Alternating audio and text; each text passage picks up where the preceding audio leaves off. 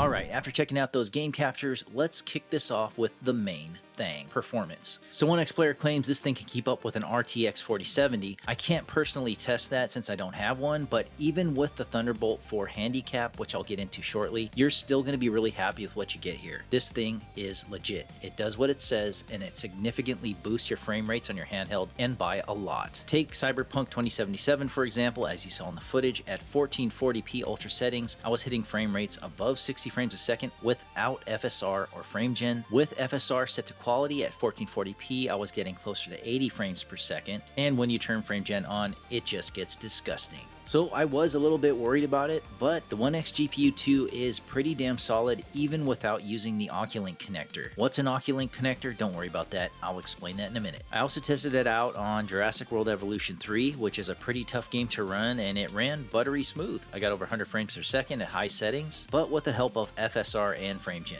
Okay, let me talk to you about Thunderbolt 4 versus Oculink. So there are two ways to connect this thing to your devices, Thunderbolt 4 and Oculink. Now let's talk about one important limitation, Thunderbolt 4. If you're using this thing with a Thunderbolt 4 port, which most handhelds have, you're not unlocking its full potential because of bandwidth. So think of bandwidth as a freeway. The more lanes that you have, the more traffic that you can push through. So a good demonstration of this is to look at the Thunderbolt 4 connector and compare it to the Oculink. So as you can see here, you're basically bottlenecked on the Thunderbolt 4 at 40 gigabits per second as compared to the Oculink port, which offers 65 gigabits per second. So the Oculink offers significantly more bandwidth and consequently more FPS. But Oculink only works if your device also has an Oculink input. Devices like those GMK Tech mini PCs or certain ONEXPLAYER handhelds support this, but unfortunately my MSI CLaw does not. But setting that aside, the FPS increase is still really dramatic. Let's talk about charging. One cool feature is that this eGPU will reverse charge up to 65 watts. That means most handhelds with Thunderbolt ports will benefit from it, but for laptops and other devices, check your specs because you might still need to use your laptop charger depending on the model. For example, my ROG Z13 needs a 100-watt power supply, so I'd have to connect both to keep it powered up. Regarding the build quality and design, pulling this thing out of the box, it is heavy. This thing feels like a solid brick, which tells you there's a lot of tech crammed inside this thing. And the exterior feels premium. It's got this like aluminum or some kind of metal. It's definitely not plastic. It's reminiscent of something like a MacBook Pro or the Razer Blade laptops. It's really solidly constructive, at least from the outside. It has two side vents. I think it pulls in air from both sides and vents it out the top. And here's something cool. The bottom has a removable magnetic base. I'm not 100% sure what it's for, but if you've got a magnetic desk like the Secret Labs desk, it might help keep it from moving around. Moving on to the front, it has three buttons, a power button, a turbo mode button, and an RGB cycle button for the LED halo around the top edge. And it's pretty cool. The RGB can be customized in multiple cool ways. Let's move on to the ports. ports and expandabilities. So on the back you got one USB-C Thunderbolt 4 port, one Oculink port, 2 display ports, one HDMI port, 2 USB 3.2 ports, one Ethernet port, which I really appreciate, and one charging port at the top of the unit, which I have no clue why they decided to put up there, but whatever. And my favorite thing is it even has a neat little magnetic cover that hides an M.2 NVMe. I found it a little bit tricky to install the M.2, but it's pretty official now. Your handheld is pretty much a desktop computer at this point. Just a quick tip, after installing a drive in that NVMe slot, go into disk management and assign that drive a letter, otherwise it might not show up in File Explorer. Okay, let's talk about the elephant in the room that seems to have been crammed into this gigantic power adapter. Interestingly, for the plug design, they chose to have a power brick, which is massive and heavy. So the Onexgpu2 is clearly meant to stay on your desk. It's too heavy to travel with easily, and the power brick won't plug into your under the desk power strip if it's facing downward. It's just too heavy and it'll fall right out. I kind of wish they put the brick in the middle of the cable in this case, but the design,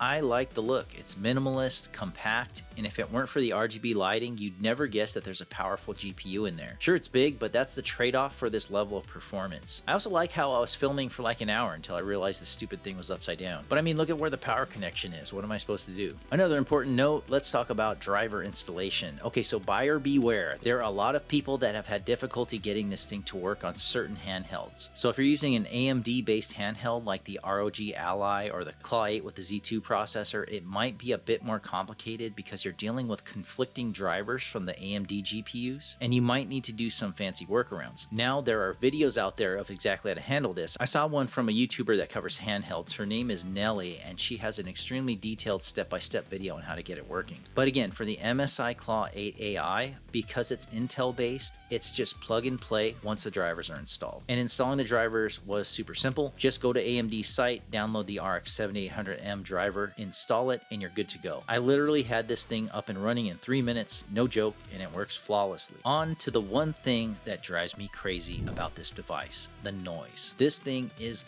loud. I'm not exaggerating. I've been building computers for 20 years at this point, and this is easily one of the loudest devices I've ever used, and I absolutely know why. It's the design of those Vortex-style heatsink fans. Here's a comparison with the MSI CLaw fans.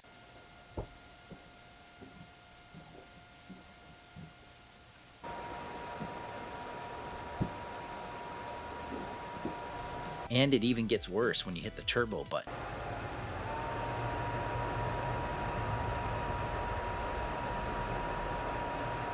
So when I'm streaming, I avoid turbo altogether because the fan noise overwhelms my mic. Now I may try mounting the GPU under my desk at some point to muffle the sound, but yeah, it's noisy. So anyways, let's get down to the nitty-gritty. What's it like to use? It's super easy. You just plug it into one of your Thunderbolt ports and the AMD software handles the rest in seconds. There's no fuss, you're up and running. Now compare that to something like the ROG XG Mobile, which constantly fights you to stay connected and throws these stupid error messages left and right when you try to connect the external GPU, and I'm so over it. For example, my XG Mobile only connects when somewhere in the world a tear of a teenager falls while watching Twilight while simultaneously Bigfoot sneezes and farts at the same time. This has been a much better experience. Lastly, let's talk about price. So price was a huge factor for me, and yeah, I know those new ROG XG Mobiles are here, but they're $400 more expensive. I got this directly from the ONEXPLAYER website for around $900. That said, I don't recommend buying from the ONEXPLAYER website. I'll put a link to a video I made of some shady practices I noticed by ONEXPLAYER in China. So on that note, I strongly suggest if you're gonna buy this thing, go through Amazon, Newegg, or some other US vendor instead. But wrapping this up, my final thoughts on the Onexgpu2, it's really good. I recommend this thing. It's been working great, and I'm honestly excited about playing with it. So for those reasons, this one is going straight into my pleasant surprises. And stay tuned, I'll have some more official game benchmarks coming soon, but that's it, you guys. You survived another one. See you next time.